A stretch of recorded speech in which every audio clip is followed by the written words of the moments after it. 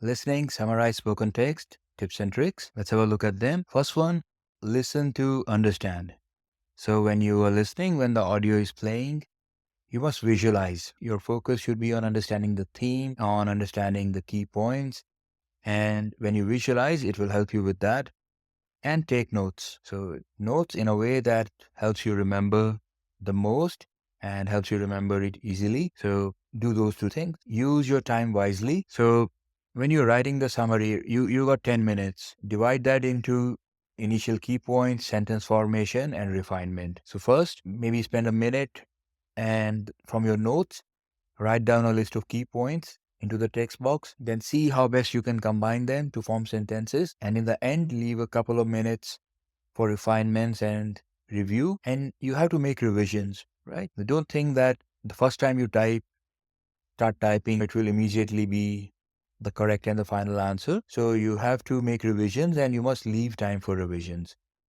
So that's why the last couple of minutes are very important, because often you'll find some mistake and you'll review and you'll revise your response there. Pick the key point. So when you're listening, the goal is to understand the theme and the key points. Now, a simple rule of thumb is that it is something that is repeated or emphasized. So if it's about pollution, then it will have a lot of words which are somehow linked to pollution.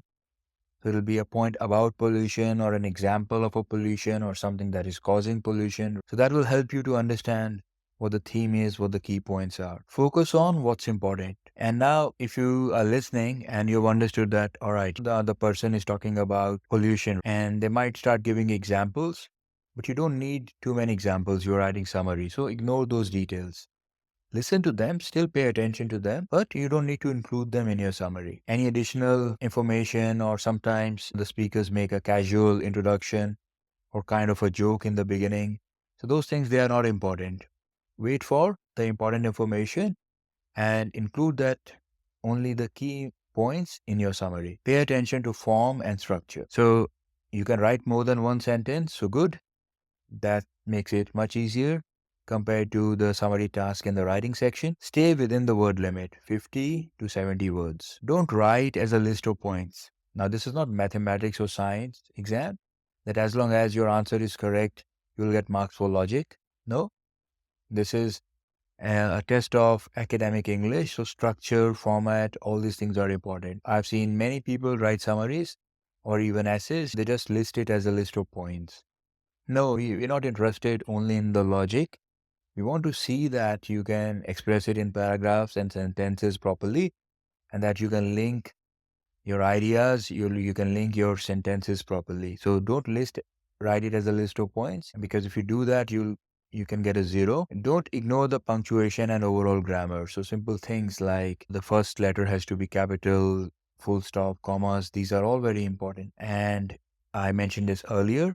Don't begin with this lecture, the speaker, etc. Write directly about the key point. This lecture, the speaker, you can use that in retell lecture responses, but not when writing summary. And review in the end. Fix any spelling mistakes.